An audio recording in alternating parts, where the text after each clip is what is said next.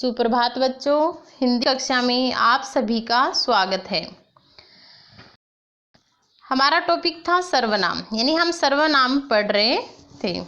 सर्वनाम में हमने सर्वनाम की परिभाषा पढ़ी, उसके बाद हमने सर्वनाम के भेद पढ़ी। सर्वनाम के भेदों में हमने पुरुषवाचक सर्वनाम कंप्लीट कर लिया था। आज हम पढ़ेंगे निजवाचक सर्वनाम, निश्चयवाचक सर्वनाम, अनिश्चयवाचक सर्वनाम, संबंधवाचक सर्वनाम और प्रश्नवाचक सर्वनाम, यानी उनके बारे में विस्तार से चर्चा करेंगे। अब हम देखते हैं, सेकंड नंबर है हमारा निजवाचक सर्वनाम। निजवाचक सर्वनाम में क्या होता है कि कोई भी बात होती है वो अपने लिए की जाती है, यानी स्वयं किसी काम को करने के लिए कहा जाता है। जैसे हम इसकी डेफिनेशन देखते हैं, जो सर्वनाम शब्द तीनों पुरुष कौन से होते हैं? उत्तम पुरुष, मध्यम पुरुष और अन्य पुरुष, जो कि हमने पुरुषवाचक सर्वनाम में पढ़ा है। यानी कि तीनों पुरुषों में निजत्व का, यानी अपने आप किसी काम को करने का बोध कराता है, उन्हें निजवाचक सर्वनाम कहते हैं। जैसे यहाँ पर हम उदाहरण देखते हैं, तुम अपने आप चले जाना। क्या करना? तुम अपने आप चले जाना। इसमें अपने आप क्या है? स्वयं के लिए प्रयोग, यानी किसी काम को स्वयं करने के लिए कहा जा रहा है, तुम अपने आप चले जाना। तो ये कौन सा सर्वनाम हुआ? निजवाचक सर्वनाम। अगला हमारा है 6 नंबर, यानी उदाहरण है, उसमें देखते हैं हम, आप अपना काम स्वयं किया करें। यानी किसी को बोला जा रहा है कि आप अपना काम स्वयं करें। तो यहाँ पर स्वयं किसके लिए प्रयोग हो रहा है? निजवाचक सर्वनाम, स्वयं निजवाचक सर्वनाम है। इसके बाद हम देखते हैं, 3rd नंबर है हमारा निश्चयवाचक सर्वनाम। निश्चयवाचक सर्वनाम की हम डेफिनेशन देखते हैं, जो सर्वनाम शब्द निकट या दूर की किसी वस्तु की ओर निश्चय पूर्वक संकेत करें।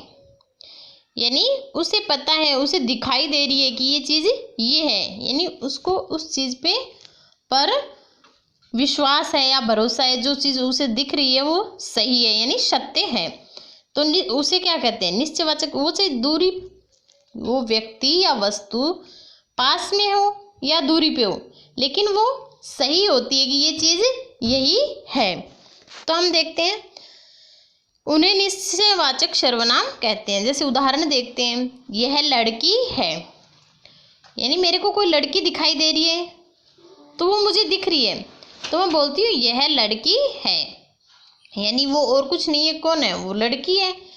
तो यहाँ पर यह किसके लिए प्रयोग हुआ है? लड़की के लिए प्रयोग हुआ है। तो यह हमारा कौन सा सर्वनाम है?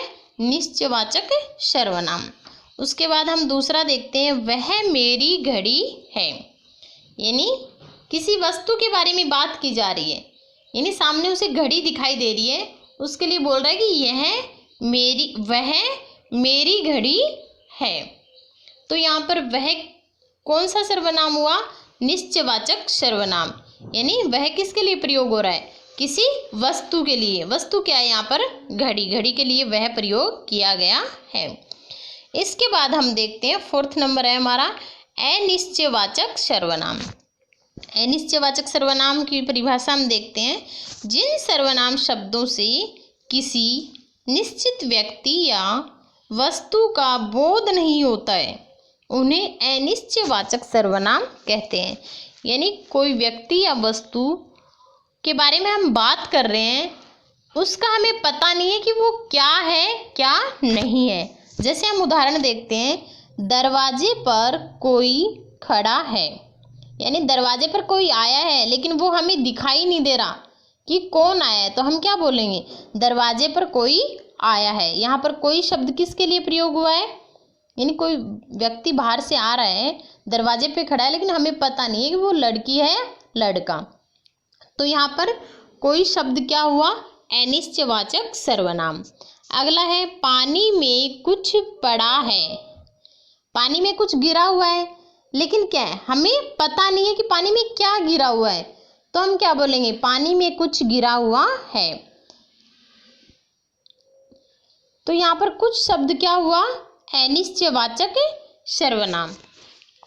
इसके बाद हम अगला देखते हैं संबंधवाचक सर्वनाम। अगला हमारा 5th नंबर है संबंधवाचक सर्वनाम।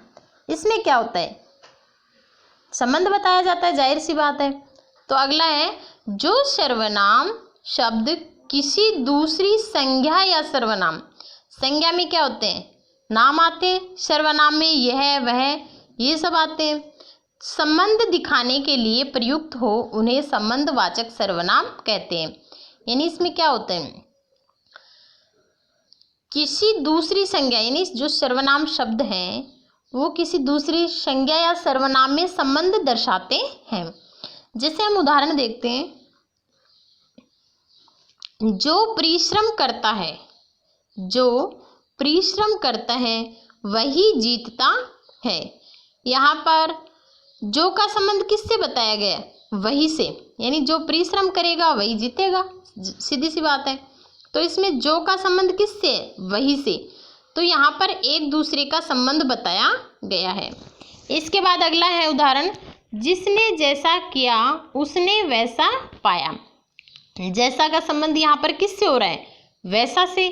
एक हम और देखते हैं कि जैसा करोगे वैसा भरोगे, यानी जैसा का संबंध किससे है, वैसा से।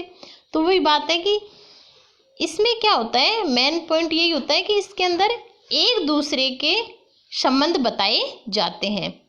अगला है हमारा 6th नंबर प्रश्नवाचक सर्वनाम। इसकी हम डेफिनेशन देखते हैं, जिस सर्वनाम शब्द से किसी प्रश्न का बोध होता है उसे प्रश्नवाचक सर्वनाम कहते हैं। यानी हम किसी से प्रश्न पूछते हैं, प्रश्न करते हैं, तो वहाँ पर कौन सा सर्वनाम होगा, प्रश्नवाचक सर्वनाम।